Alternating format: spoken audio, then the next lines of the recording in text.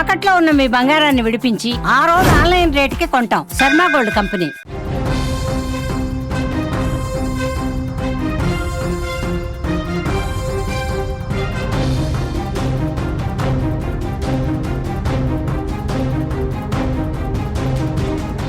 పాకిస్తాన్కు Balochistan liberation army చుక్కలు చూపిస్తోంది. ఇప్పటికే సొంత దేశంగా ప్రకటించుకున్న బలూచిస్తాన్ ఒక్కో సిటీని స్వాధీనం చేసుకుంటూ దూసుకుపోతోంది. తాజాగా సురబ్ నగరాన్ని స్వాధీనం చేసుకున్నట్లు ప్రకటించింది BLA. అక్కడి bank, levy station, police station తదితర ప్రధాన ప్రభుత్వ స్థావరాలను ఆధీనంలోకి తీసుకున్నట్లు వివరించింది.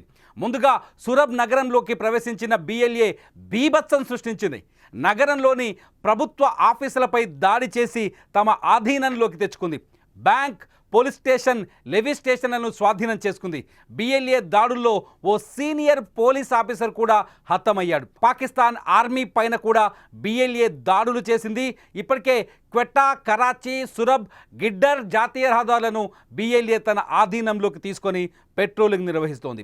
ఇలా BLA దూకుడుతో క్రమంగా బలూచిస్తాన్పై పాకిస్తాన్ పట్టును కోల్పోతోంది. ఇప్పటికే బలూచిస్తాన్ తమ సొంత దేశంగా ప్రకటించుకుంది.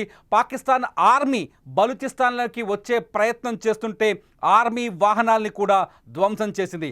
బలూచిస్తాన్ భారీ ఎత్తున తిరుగుబాటుని బలోపేతం చేసింది. బలూచిస్తాన్ లిబరేషన్ ఆర్మీ ఇప్పటికే స్వతంత్రాన్ని ప్రకటించుకుంది. మనం విజువల్స్లో చూస్తున్నాం. పాకిస్తాన్లో బలూచిస్తాన్ పోలీస్ స్టేషన్ పైన దాడి జరిగిన దృశ్యాలను చూస్తున్నాం. బలూచి ఆర్మీ పోలీస్ స్టేషన్, ఎక్కడైతే ఈ సురబ్ నగరంలో పోలీస్ స్టేషన్ ఉందో ఆ సురబ్ నగరంలో పోలీస్ స్టేషన్ పైన BLA దాడులు చేస్తున్న విజువల్స్ మీరు స్క్రీన్ పైన చూస్తున్నారు. BLA తన సత్తాను చాటుకుంటోంది. పాకిస్తాన్ బలహీనత బలూచిస్తాన్ ప్రిమిసిస్లోకి రాకముందే బాంబులు పెట్టి పేల్చేస్తున్న BLA బలూచిస్తాన్ పరిధిలో ఉన్న నగరాలని సొంతం చేసుకుంటూ వస్తోంది. బలూచిస్తాన్ స్వతంత్ర పోరాటం ఇప్పటిది కాదు, ఎప్పటి నుంచో బలూచిస్తాన్ పాకిస్తాన్తో యుద్ధం చేస్తుంది. పాకిస్తాన్, భారత్ విడిపోయిన నాటి నుంచే బలూచిస్తాన్ పాకిస్తాన్లో కలవడానికి ఆసక్తి చూపించట్లేదు. అప్పటి నుంచే BLA ఒక తిరుగుబాటు సంస్థగా తయారైంది. అప్పటి నుంచే BLA బలూచిస్తాన్ విముక్తి కోసం పోరాటం చేస్తుంది. బలూచిస్తాన్ని పాకిస్తాన్ నుంచి వేరు చేయాలని చైనా లాంటి దేశాలకి బలూచిస్తాన్ భూభాగాన్ని అంత ఆర్పణ చేసి అప్పగించాలనే ప్రయత్నం చేస్తుందనేది BLA మొదటి ఆరోపణ. అంతేకాదు ఎంతో విలువైన ఖనిజ సంపద కలిగిన బలూచిస్తాన్ని విదేశాలకి అప్పనంగా అప్పగించే ప్రయత్నం పాకిస్తాన్ మొదటి నుంచి చేస్తుందని బలూచిస్తాన్ యోధులు ఆరోపిస్తున్నారు. బలూచిస్తాన్లో ఇప్పుడు తిరుగుబాటు మరింత బలోపేతమైంది. ఈ సీన్ చూస్తే మీకు అర్థమవుతుంది పాకిస్తాన్ని BLA దళం ఏ స్థాయిలో వణికిస్తుందో. ఇప్పటికే పాకిస్తాన్ ఆర్మీ భయపడుతోంది బలూచిస్తాన్ భూభాగంలోకి వెళ్ళడానికి కానీ, బలూచిస్తాన్ ప్రిమిసెస్లోకి వెళ్ళడానికి కానీ. బలూచిస్తాన్ ఉద్యమం మరింత బలోపేతమైంది. అక్కడి ప్రజల మద్దతు కూడా BLAకు ఉంది. ప్రజలు కూడా పాకిస్తాన్కి వ్యతిరేకంగానే ఉన్నారు. బలవంతంగా పాకిస్తాన్, చైనా, టర్కీ వంటి దేశాల మద్దతుతో బలూచిస్తాన్ ఉద్యమాన్ని అణచివేసే ప్రయత్నం చేస్తూ వస్తుంది. కానీ ఎప్పుడైతే ఆపరేషన్ సింధూర్ యాక్టివ్ అయిందో, భారతదేశం ఎప్పుడైతే ఆపరేషన్ సింధూర్ని యాక్టివ్ చేసిందో అప్పుడే బలూచిస్తాన్ కూడా సమయం చూసుకొని పాకిస్తాన్ మెడపైన కత్తి పెట్టింది. పాకిస్తాన్ ఆర్మీని, పాకిస్తాన్ని వణికిస్తోంది.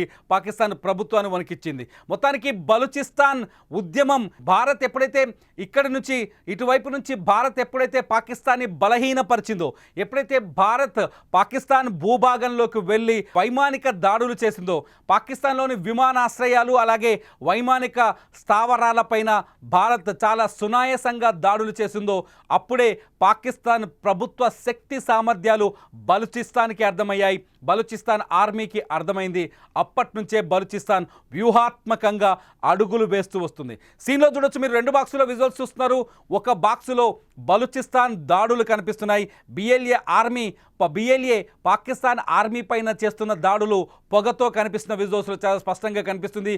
ఆ సీన్ అంతా ఇది బలూచిస్తాన్కి సమీపంలో ఉన్న నగరంలో జరుగుతున్న సురబ్ నగరంలో జరుగుతున్న దాడి. రెండోది వచ్చేసి బలూచిస్తాన్ సురబ్ నగరంలో పోలీస్ స్టేషన్ పైన దాడి చేస్తున్న విజువల్స్. అక్కడ ఒక ఆర్మీని చూడొచ్చు. బలూచిస్తాన్ BLAకి సంబంధించిన ఆర్మీ సభ్యులను చూడొచ్చు. చేతిలో తుపాకులు పట్టుకొని ఉన్నారు. పోలీస్ స్టేషన్ డోర్లు తీసి లోపలికి వెళ్ళే ప్రయత్నం చేస్తారు. చూడండి, అక్కడ డోర్ని పేల్చేసే సీన్. ఒకసారి ఆ సీన్ చూస్తే మీకు అర్థమవుతుంది. బలూచిస్తాన్ ఆర్మీ ఆ జెండా ఉంది, వాళ్ళ ఆర్మీ భుజాలపైన వాళ్ళకు బలూచిస్తాన్ బిఎల్ఏ జెండా కూడా, బిఎల్ఏకు ఒక ప్రత్యేకమైన జెండా ఉంది. ఆ డోర్ని బాంబు పెట్టి పేల్చేశారు. మీరు అబ్జర్వ్ చేయొచ్చు.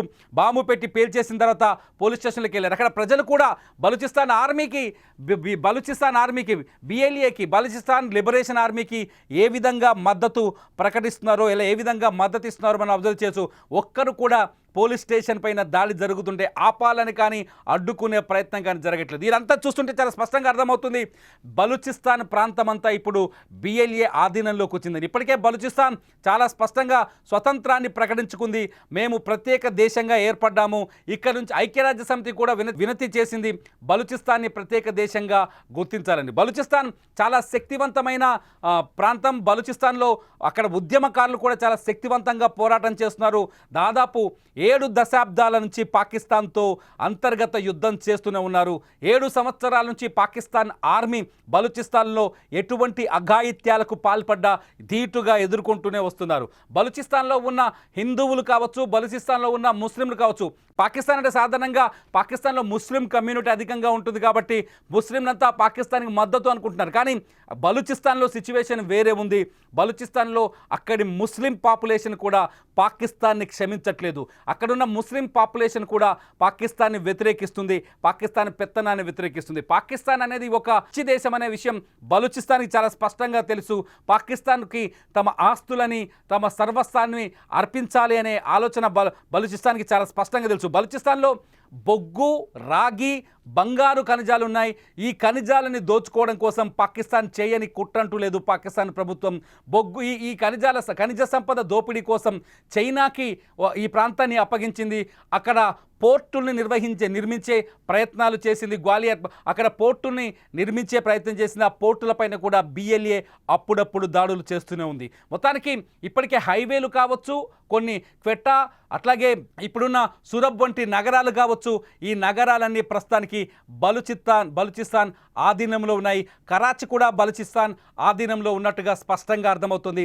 బలూచిస్తాన్ మొత్తానికి తమ బార్డర్ వరకు భూభాగాన్ని స్వాధీనం చేసుకుంది. ఇంకా చెప్పాలి అంటే పాకిస్తాన్కి చుక్కలు చూపిస్తుంది బిఎల్ఏ. పాకిస్తాన్ ప్రభుత్వానికి ముచ్చెమటలు పట్టిస్తుంది. మొత్తానికి బలూచిస్తాన్లో జరుగుతున్న తిరుగుబాటుకి మొత్తం ప్రపంచ దేశాలు ఇప్పుడు మద్దతిస్తాయా లేదా అన్నది ఆసక్తికరంగా మారింది. పాకిస్తాన్కి మద్దతిస్తున్న చైనా బలూచిస్తాన్ కోసమే అని కూడా ఒక చర్చ ఉంది. బలూచిస్తాన్లో ఉన్న గనుల్ని దోచుకోవడం కోసమే గ్రోత్ కారిడార్ని నిర్మిస్తోంది చైనా అని ఒక చర్చ ఉంది. చర్చలన్నింటి నేపథ్యంలో మొత్తానికి బలూచిస్తాన్ ఆర్మీ మాత్రం తమ భూభాగం పైన పట్టును సాధించినట్టుగా తెలుస్తుంది. 2-3 రోజుల క్రితమే పాకిస్తాన్ ఆర్మీకి సంబంధించిన వాహనాలు బలూచిస్తాన్ వైపు వెళ్తుంటే ఆ ఆర్మీ వాహనాల్ని వరుసగా చాలా చాకచక్యంగా పేల్చేసింది బిఎల్ఏ. ఒకేసారి దాదాపు 30 వాహనాల్ని బాంబులు పెట్టి లేపేసింది. దీంతో ఆర్మీ బలూచిస్తాన్ వైపు అడుగులు వేయడానికి, పాకిస్తాన్ ఆర్మీ బలూచిస్తాన్ వైపు అడుగులు వేయడానికి భయపడే పరిస్థితి ఏర్పడింది. మొత్తానికి బలూచిస్తాన్ ఇప్పుడు పాకిస్తాన్ వెన్నులో వణుకు పుట్టిస్తుంది, కంటి మీద కునుకు లేకుండా చేస్తుంది. నిన్న పాక్ ప్రధాని చాలా స్పష్టంగా చెప్పారు, అజర్బైజాన్లో టర్కీ, అజర్బైజాన్, పాకిస్తాన్ 3 కలిసి ఒక కుట్రపూరితమైన సమావేశాన్ని ఏర్పాటు చేసుకున్నాయి. టర్కీ ఆయుధాలని సప్లై చేస్తే అజర్బైజాన్ కూడా ఆర్థిక సహాయం చేయడానికి పాకిస్తాన్ ముందుకొచ్చింది. ఇదే సమయంలో పాకిస్తాన్ ప్రధానమంత్రి షహబాజ్ షరీఫ్ కొన్ని విచిత్రమైన వ్యాఖ్యలు చేశారు. ఏం చేశారు? భారతదేశం మాకు కంటి మీద కొనుక్కు లేకుండా చేస్తుందని చెప్పారు.